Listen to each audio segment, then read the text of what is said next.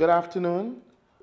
The Office of the President is bringing you updates on the recent situation in Linden as it relates to the unrest.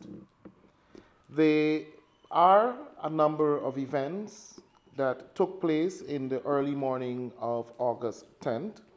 The joint services are currently taking control of the situation in an effort to restore normalcy in Linden and the Region 10 community.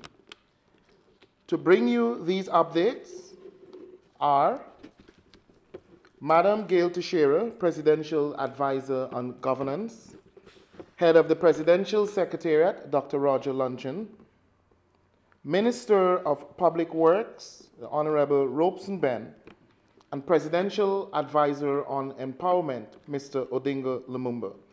We will commence today's updates with Madam Gail Teixeira, to be followed by Dr. Roger Luncheon, and subsequently Mr. Lumumba, and to be followed by Minister Benn. Good afternoon. The Office of the President views with utter dismay the events that began in the early hours of August the 10th in the township of Linden. The August 8th agreement and initialing of the terms of reference by the government and the Region 10 delegation signaled significant progress in the search for the resolution of the issues associated with the Linden protests. Sitting and with us here this afternoon, 4 of us here were and have been part of the government delegation that has met with the Region 10 delegation. However, the government was not unmindful of the complicated situation on ground, where representatives of the opposition political parties and the negotiators themselves were sending mixed signals to the community. The fact that a term of reference was signed testified to the compromises of the government on this matter. It is indeed unfortunate that the rhetoric of the opposition and the Region 10 delegates did not match their avowed struggle for a peaceful solution. The blockage of the road corridor within and through Linden was their weapon that they exploited to the disadvantage of all. Claiming to be peaceful, their very acts were destroying the livelihood of many and were occurring in total disrespect of the law. There were 2 media events that the government found sinister and responsible for fomenting the upsurge that began in the early hours of August the 10th. At 5 p.m. on Thursday, the 9th of August, Mark Benschop radio was warning Lindeners that the soldiers were coming. Later that night, Demerara Waves falsely informed Lindeners that the soldiers had seized control of the bridges, cleared the roads in Linden, thereby disrupting and threatening the talks. The facts are that soldiers did no such thing, not having entered Linden. Predictably, the protesters were riled up, mobilized immediately, and began a period of uncontrolled mob rule. Fortunately, lives were not lost, but there was wanton destruction of property, and the impact on the livelihoods was and is significant. The government continues to warn Guyanese about irresponsible media. The government continues to warn its negotiating partners and their mentors about their questionable control of the situation in Linden, pointing out that extremists have seized a very prominent role in manning the front line of the protest. Government remains committed to dialogue, but cannot and will not accommodate the willful rejection of the rule of law. The government calls on protesters to become part of and support the move to have the blockade in Linden removed. Thank you. And now for Dr. Roger Luncheon. Good afternoon. The issue is and has always been, in the context of the protests, the command and control of the protesters. President Ramatar, on April the 19th, as he sought to impress on the APNU and the AFC delegation meeting just prior to the budget debate on his own vision of resolving the electricity subsidy, insisted that their support was necessary to avoid, in the long term, the seizure of momentum by extremists and the loss of control by the political forces. What we have seen today and what we have been looking at over the past few weeks since July the 18th has been a constant erosion of the command and control of the situation on the ground. This fact was eloquently addressed by both Mr. Granger himself and by the Region 10 delegation, the head, Mr. Solomon, the advocate, Mr. Aubrey Norton, and the friend, Attorney Nigel Hughes.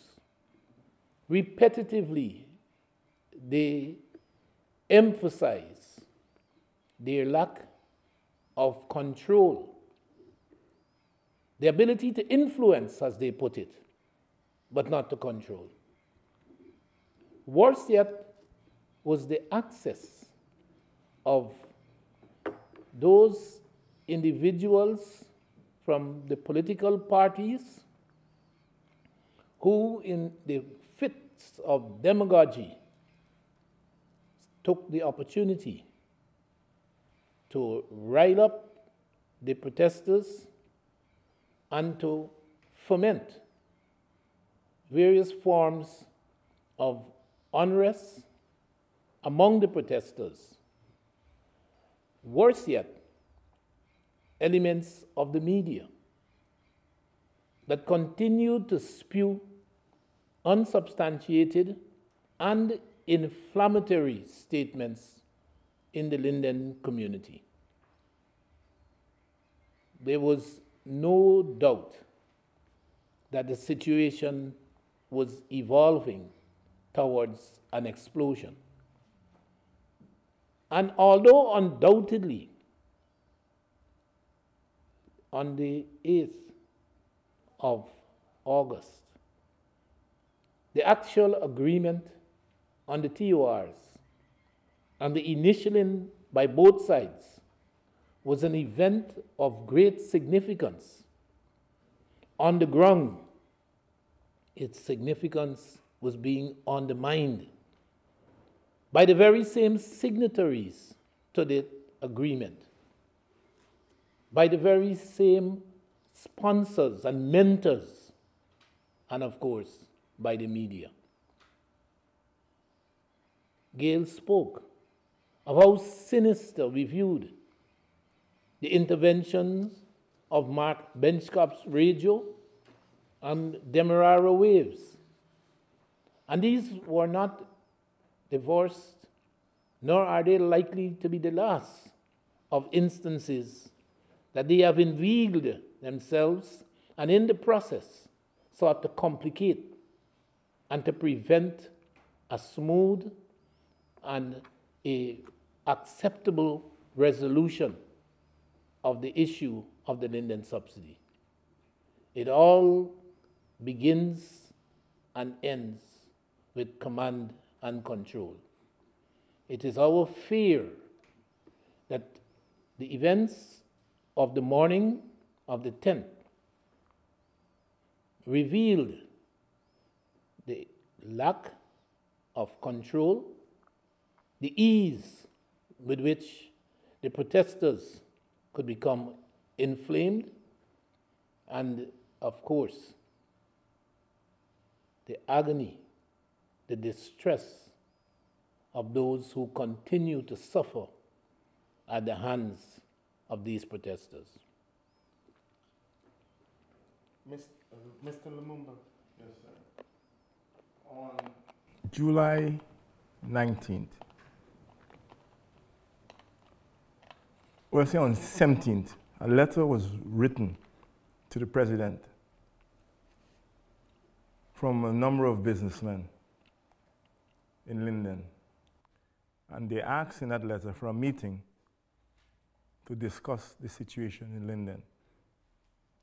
They believed then, and still now, that dialogue would bring to an end the unrest in Linden.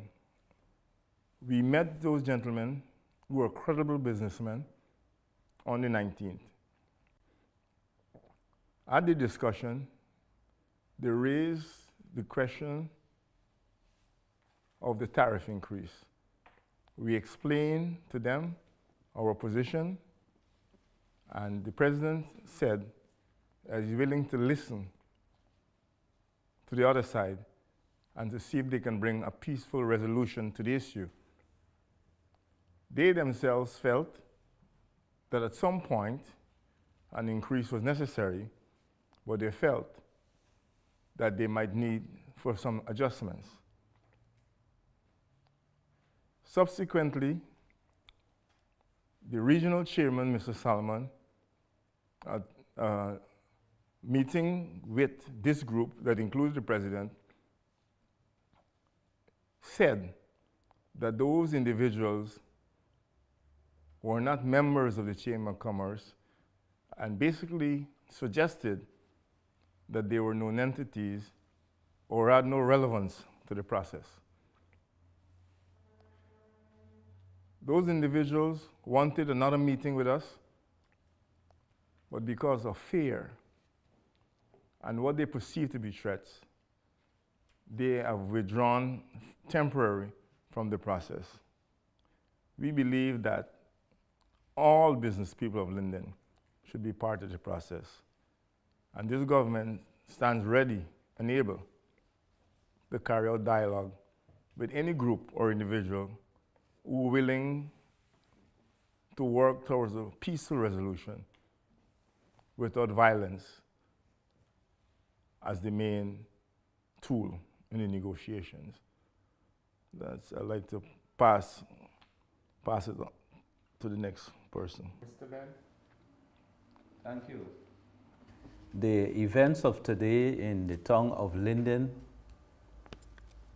clearly indicate that political extremists, criminals and extortionists have hijacked a protest with respect to the changes in electricity tariff, and that these persons are pursuing a completely different agenda than that which relates to tariff increases and sustainable livelihood for the Linden community and also for the communities beyond Linden. The fact that the discussions between the government and the representative groups from Linden agreed on terms of reference, the fact that the President, Donald Ramatar, put on hold the issues of questions which relate to tariff increases to allow for the technical team to examine comprehensively the issues on both sides and to come up with a finding, indicated the government's willingness to have the matter fully ventilated, dispassionately, and separately with respect to any vested interest or vested perspective with respect to the matter. The continuing attacks on private property, private and public property, clearly indicate that a terroristic phase is being pursued. Today we had the attempted burning of the Mackenzie River Bridge and the destruction of its associated toll booth. We had the burning down of the building related to the Linden Care Foundation, which provides care for kids and other persons who are affected by the AIDS epidemic. We've had the burning down of the building which houses the Linden Electricity Company Limited. We've had on the Wisma side the burning down of the Linden Salvation Council building, which brings training and has a meeting place for persons who are interested in developing the community. We've had the burning down of the building which housed the Institute of Development and Continuing Education. And we've also had the burning down of the GRA building in Linden, the Guyana Revenue Authority building in Linden. Clearly, this destruction of these assets can only be done when a certain agenda is being pursued. We want to call on the good people of Linden who are clearly in a majority and who, if they have a continuing issue, of course, with respect to the electricity tariffs, to support the security forces in the restoration of law and order, and to work to peacefully and amicably resolve the situation, and if they are processed, to protest peacefully. We want to condemn the destruction of critical infrastructural assets, bridges and roads, the blockading of those infrastructure assets, and we want also to condemn the closing down of businesses and the attitude and actions which would drive away investors and investment in Region 10 and specifically in Linden. We want to call on all those concerned to avoid statements and actions which would lead to a further deterioration of the situation and which will only harm the people of Linden, the communities beyond Linden, and Guyana as a whole. Thank you.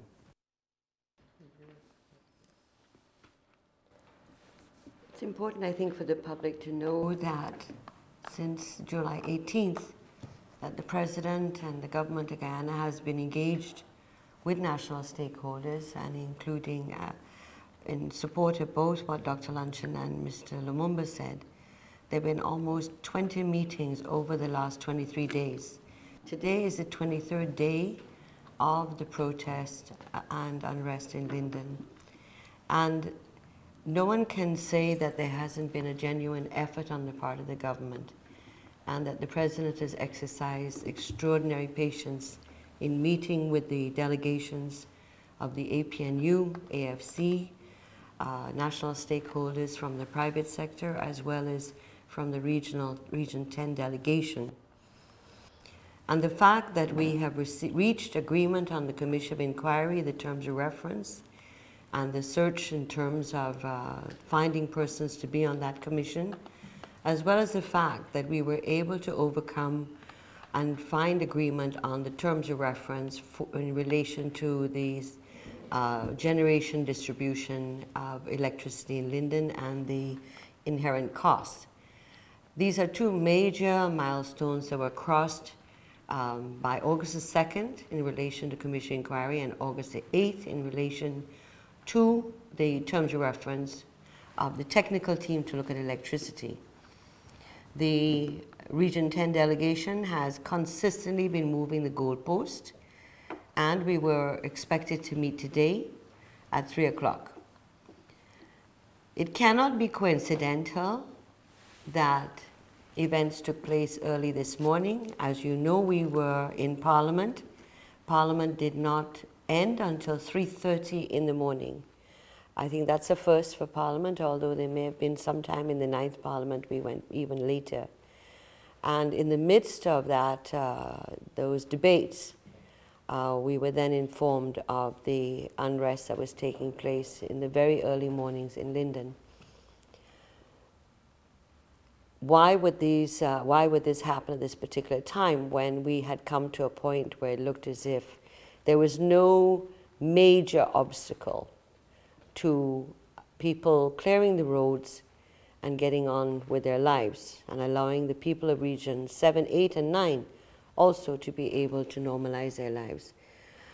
The documents that we have compiled in relation to the notes of all the meetings show that the goalpost has been shifting all the time, and there appears to be a reluctance by the Region 10 persons who we've been meeting with to include other stakeholders from religious, business, labor, women, etc. There was one issue that they were holding out on, the economic proposals, which we agreed that we would discuss these 2 weeks ago. The Region 10 delegation, as of today, have not presented any of their proposals and therefore were delaying any discussion on what they said was the third issue that had to be resolved. Each time they have said they're not ready. And so the events of this morning are regrettable, but it is also not totally unexpected. And so we call on the Linden residents, because many are afraid, many are intimidated. People's names are being called, people are being threatened, and therefore we're asking the Linden residents, who we know are a proud people and that they have the best interests of their people at heart, that they not be led astray by these extremists in their midst and by those who want to continue to have mob rule in Linden. We appeal to the ordinary citizens, many of whom we know in Linden, to stay calm and to stay in their houses so that Linden can be, that these activities and this behavior can come to an end. Our delegation, over the weeks of engagement with the Region 10 delegation, has made it clear that the blockage of the roads within and through Linden was unacceptable and intolerable. Our delegation brought to the attention of the Linden, the Region 10 delegation, the actual impact of the blockage on the citizens and their livelihoods in Linden, and equally important, beyond Linden. I think the entire population is aware of the impact on the residents in Region 8, the residents in Region 9, the business people, miners, tributers, foresters, commercialites. And these bits of information that have over time and meetings with the Region 10 delegation became almost a chorus about the negative impact. It yielded not an inch of a sympathetic response. Indeed, the chairman sat in these engagements and conjured the image of someone reasonable, seeking to find solutions. And the evidence is there, captured by the security services in Linden at their public meetings, of the duplicity with which he was engaged. I can quote you the comments that he would have made one day after meetings with us, seeking to establish his avowed intent to come to an agreement in the interests, a win-win situation, as he would use. And in front of the audience the 2000s, and the 3000s congregating on the Wisma Bridge, he is quoted as saying, he was looking for implementation of the demands they were making, and not promises. As he claimed, promises were made for food. He was highlighting the fact that the government was drawing out these negotiations because their intention was to frustrate the people and to cause their will to crumble. He was able to state that no one, and I suspect he meant the law enforcement agencies, no one could chase the people off the streets of Linden, since it was their constitutional right. And he urged them to continue the struggle until there was justice. He highlighted that operatives were acting on behalf of the government in their midst, so as to create an atmosphere of hostility within Linden. And at his meetings, he stated that the RDC would be engaging in community meetings around Linden, and he urged the gathering to be resolute and to stand firm and to maintain the blockade. As he said, they had to stay committed, not to make life hard on ourselves through exploitation, and to be disciplined. And this was the posture that the chairman and his ilk created in the community and in the office of the president, in the company of Nigel Hughes and Dr. Rupert Roopnarine and Ms. Vanessa Kissoon and Aubrey Norton. The chairman and the rest of the delegation made it appear as though they were working zealously with this administration to bring a resolution to this issue. In essence, saying one thing at this level and at the others something totally different. And there was no confusion in their minds about what they were doing. And it explained their resolve not to engage stakeholders. Mr. Lumumba told you about the efforts to discredit private sector representatives who met the president. And we didn't tell you about their refusal to have the public service, the private sector commission representatives attend the meetings as observers. Indeed, it was clear that they had set out on a course of action that couldn't stand the light of day. And the events on the morning of the 10th of August,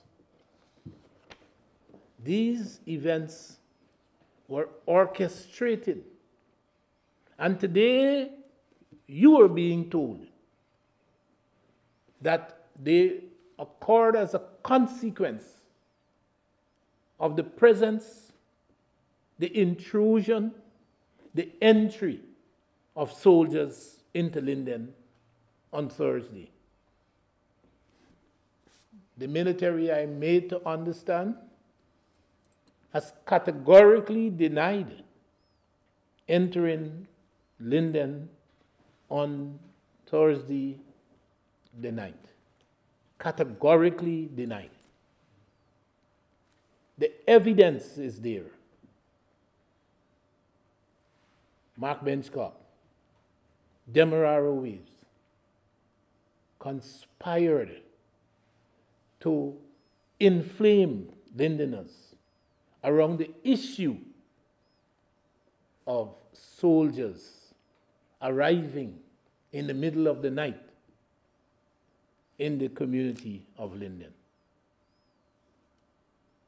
And this in the backdrop of the agreements to which Gail referred. The TORs for the Commission of Inquiry, the TORs for the technical team studying the electricity subsidy issue in Linden. Yes, we anticipated movement. And at our meeting that was planned for today at 3 p.m., the anticipation was there of a conclusion of the engagement. But in our consideration, the voices of the Region 10 delegation had to be listened to.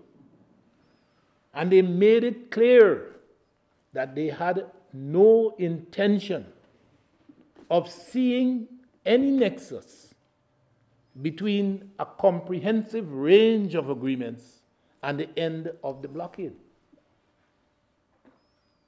As Mr. Sharma said on the meeting of the 7th of August on the bridge in Wismar, promises are made for a fool. And these engagements and the TORs that spoke of our intentions to honorably discharge undertakings captured in the process of arriving at the TORs, Mr. Sharma essentially was dispensing with those. And he held out no promise, no undertaking that after these arrangements had been put in place, that they would have indeed been a return to normalcy, that indeed the blockage would have been removed, and traffic could flow within and beyond Linden. The negotiations by the government team had to take into consideration those realities as we sought to find ways and means of moving forward and progressing our desire to bring an end to blockage in the city, in the township of Linden. These are facts that must be known. They will not be spoken. They will not be revealed by the Region 10 delegates.